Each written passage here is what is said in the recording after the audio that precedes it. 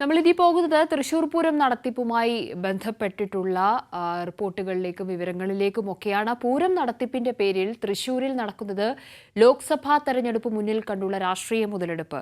കൊച്ചിൻ ദേവസ്വം ബോർഡിനെതിരെ തിരുവമ്പാടി പാറമേക്കാവ് ദേവസ്വങ്ങൾ രംഗത്തു വന്നതിനു പിന്നിലും സംസ്ഥാന സർക്കാരിനെ പ്രതിക്കൂട്ടിലാക്കാനുള്ള കോൺഗ്രസിന്റെയും BJPയുടെയും തന്ത്രങ്ങളാണ്. യാഥാർത്ഥ്യങ്ങൾ മറച്ചുപിടിച്ചുകൊണ്ടാണ് ദേവസ്വം ബോർഡിനെതിരെയുള്ള ആരോപണങ്ങളെല്ലാം. തിയോഫിൻ കൂടുതൽ വിവരങ്ങളുമായി ഇപ്പോൾ തൃശൂരിൽ നിന്നും ചേരുന്നുണ്ട്. Good morning Theophin. നമ്മളിപ്പോൾ തുടർച്ചയായ ദിവസങ്ങളിൽ ഈ പൂരം നടത്തിപ്പുമായി ബന്ധപ്പെട്ടിട്ടുള്ള നിരവധിയായ പ്രശ്നങ്ങൾ ഉണ്ട് എന്ന തരത്തിലുള്ള പ്രചാരണമൊക്കെയും കാണുന്നുണ്ട്, കേൾക്കുന്നുണ്ട്. ലോക്സഭാ സീറ്റിലേക്ക് അല്ലെങ്കിൽ ലോക്സഭാ തെരഞ്ഞെടുപ്പിലേക്ക് കണ്ണും നട്ടിരിക്കുന്ന ചില രാഷ്ട്രീയ നീക്കങ്ങളാണ് ഇതിനു പിന്നിലെന്ന് പറയുമ്പോൾ, യാഥാർത്ഥ്യങ്ങൾ മറച്ചുവെക്കപ്പെടുന്നു എന്ന് പറയുമ്പോൾ എന്താണത് എന്ന് വെളിച്ചത്ത് കൊണ്ടുവരിക, പ്രേക്ഷകരോട് കൃത്യമായി ഇപ്പോൾ അത് പറയുക എന്നതും നമ്മളെ സംബന്ധിച്ചിടത്തോളം ഏറ്റവും പ്രധാനപ്പെട്ട കാര്യമാണ്. Good morning Kavya. തീർച്ചയായും ഇതിന് പിന്നിൽ രാഷ്ട്രീയ തന്ത്രങ്ങൾ തന്നെയാണെന്നാണ് നമുക്കത് മനസ്സിലാക്കേണ്ടത്. അതായത് ഇതുപോലെ ലോക്സഭാ തെരഞ്ഞെടുപ്പ് വരെ സജീവമാക്കി നിർത്താൻ പറ്റിയൊരു വിഷയം ഇനി തൃശ്ശൂരിൽ ഉണ്ടാകില്ല. കാരണം പൂരം നടക്കുന്നതും ലോക്സഭാ തെരഞ്ഞെടുപ്പ് നടക്കുന്നതും ഏകദേശം അടുത്തടുത്ത സമയങ്ങളിലായിരിക്കും. അതായത് മെയ് മാസത്തോടുകൂടി പൂരം എത്തുമ്പോഴും ഏപ്രിൽ മാസം അവസാനത്തോടുകൂടി അല്ലെങ്കിൽ ഏപ്രിൽ പകുതിയോടുകൂടി തന്നെ ലോക്സഭാ തെരഞ്ഞെടുപ്പ് ഉണ്ടാകാനുള്ള സാധ്യതയുണ്ട്. അങ്ങനെയെങ്കിൽ അതുവരെ സജീവമായി നിലനിർത്താൻ പറ്റിയ ഒരു വിഷയമാണ് തൃശ്ശൂർ പൂരം. പ്രത്യേകിച്ച് തൃശ്ശൂരിനെ സംബന്ധിച്ച് തൃശ്ശൂർ ജനങ്ങൾക്ക് പൂരം എന്നത് ഒരു വികാരമാണ്. അതുകൊണ്ട് തന്നെ രാഷ്ട്രീയ മുതലെടുപ്പിന് വളരെ എളുപ്പമുള്ളൊരു വിഷയം. അതുകൊണ്ടാണ് കോൺഗ്രസും BJPയും ഈ വിഷയത്തെ സർക്കാരിനും പ്രത്യേകിച്ച് ഇടതുമുന്നണിക്കും എതിരെയുള്ള രാഷ്ട്രീയ നീക്കമായി കൊച്ചിൻ ദേവസ്വം ബോർഡിനെതിരെയുള്ള ഒരു ആരോപണങ്ങൾ ഉന്നയിച്ചുകൊണ്ട് സർക്കാരിനെ പ്രതികൂട്ടിൽ നിർത്താനുള്ള ഒരു ശ്രമമാണ് നടന്നുകൊണ്ടിരിക്കുന്നത്. ഇത് നമുക്ക് വ്യക്തമായിട്ട് അറിയാം. അതായത് ഇതിന്റെ യഥാർത്ഥ കണക്കുകളെല്ലാം മറച്ചു പിടിച്ചുകൊണ്ടുള്ള ഒരു ആരോപണങ്ങളാണ് ഈ ഉന്നയിക്കപ്പെട്ടുകൊണ്ടിരിക്കുന്നത്. കുറച്ചു നാളായി പറഞ്ഞുകൊണ്ടിരിക്കുന്നത് കൊച്ചിൻ ദേവസ്വം ബോർഡാണ് പൂരം നടത്തിപ്പിനെ പ്രതിസന്ധിയിലാക്കാൻ ശ്രമിക്കുന്നത് എന്നാണ്. എന്തുകൊണ്ട് ഇങ്ങനെ പ്രതിസന്ധിയിലാക്കാൻ ശ്രമിക്കുന്നു എന്നിവർക്ക് ആരോപണം ഉന്നയിക്കാൻ കഴിയുന്നു എന്ന ആ വിഷയത്തിലേക്ക് നമുക്ക് നോക്കുമ്പോൾ, തൃശ്ശൂർ പൂരം നടത്തിപ്പ് വളരെ ചെലവേറിയ ഒരു പരിപാടിയാണ്. അപ്പോൾ പൂരം നടത്തിപ്പിന് പൂരത്തിന്റെ സംഘാടകർക്ക് പ്രധാന വരുമാന സ്രോതസ് എന്ന് പറയുന്നത് തൃശ്ശൂർ പൂരവുമായി ബന്ധപ്പെട്ട് നടക്കുന്ന പൂരം പ്രദർശനമാണ്. ഈ തേക്കിൻകാട് മൈതാനിയിൽ നടക്കുന്ന പ്രദർശനത്തിന് പൂരത്തെ സംബന്ധിച്ച് മറ്റൊരു പ്രത്യേകത കൂടിയുണ്ട്. ഈ പൂരം നടക്കുന്നത് കൊച്ചിൻ ദേവസ്വം ബോർഡിന്റെ ഭൂമിയിലും ക്ഷേത്രത്തിലുമാണെങ്കിലും ഇതിന്റെ പ്രധാന പങ്കാളികൾ അല്ലെങ്കിൽ നടത്തിപ്പുകാർ എന്ന് പറയുന്നത് തിരുവമ്പാടി പാറമേക്കാവ് ദേവസ്വങ്ങളാണ്.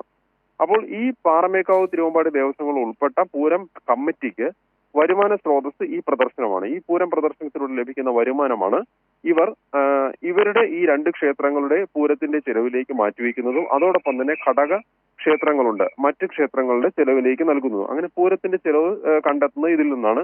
ഇതുകൂടാതെ പൂരം കമ്മിറ്റിക്ക് ഇതിനകത്ത് നീക്കിയിരിപ്പുണ്ടാവുകയും ചെയ്യും. അതിനെക്കുറിച്ച് കൊച്ചിൻ ദേവസ്വം ബോർഡ് കഴിഞ്ഞ ദിവസം ഒരു വാർത്താ സമ്മേളനം നടത്തിയപ്പോൾ കൊച്ചിൻ ദേവസ്വം ബോർഡ് പ്രസിഡന്റ് അത് വ്യക്തമായി പറയുകയും ചെയ്തു. എന്നാൽ ഇപ്പോഴത്തെ വിഷയം കൊച്ചിൻ ദേവസ്വം ബോർഡ് ഈ പൂരം നടത്തിപ്പ് പ്രതിസന്ധിയിലാക്കാൻ ശ്രമിക്കുന്നു എന്ന ആരോപണം ഇവർ ഉന്നയിക്കുന്നു. അതിന് കാരണം ഇതാണ്. കൊച്ചിൻ ദേവസ്വം ബോർഡിന്റെ ഉടമസ്ഥതയിലുള്ള തേക്കിൻകാട് മൈതാനി, ഈ തേക്കിൻകാട് മൈതാനിയിൽ ദേവസ്വം ബോർഡിന് വാടക നൽകിക്കൊണ്ടാണ് പൂരം പ്രദർശനം നടന്നു വരുന്നത്. വളരെ തുച്ഛമായ നിരക്കിലാണ് വാടക നൽകിക്കൊണ്ടിരുന്നത്. കഴിഞ്ഞ വർഷം ഏറ്റവും അവസാനം വാടക നിശ്ചയിച്ചത് 40 ലക്ഷത്തോളം രൂപയായിരുന്നു. 42 ലക്ഷത്തോളം രൂപയായിരുന്നു. ഇതിൽ നിലവിൽ അങ്ങനെ ഒരു കണക്ക് അല്ലെങ്കിൽ ആ നിലയിൽ വാടക നൽകിക്കൊണ്ടിരിക്കുമ്പോൾ തന്നെ ഇതിനിടയിൽ ഒരു വിഷയമുണ്ടായിരുന്നു.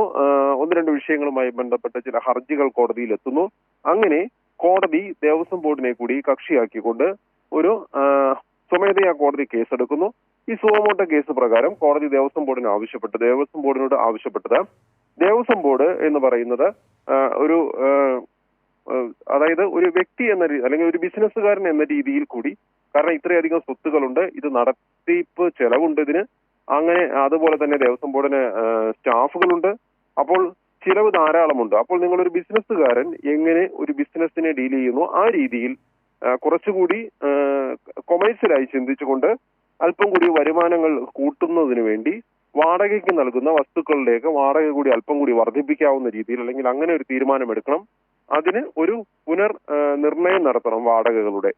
അങ്ങനെ വാടക പുനർനിർണയം നടത്തുമ്പോഴാണ് ഈ ദേവസ്വം ബോർഡിന്റെ ഉടമസ്ഥതയിലുള്ള കെട്ടിടങ്ങൾ, മറ്റു സ്ഥാപനങ്ങൾ, ഒപ്പം ഈ മൈതാനം, ഇതിന്റെ എല്ലാം വാടക നിരക്ക് വർദ്ധിപ്പിക്കാൻ കൊച്ചിൻ ദേവസ്വം ബോർഡ് തീരുമാനമെടുക്കുന്നത്.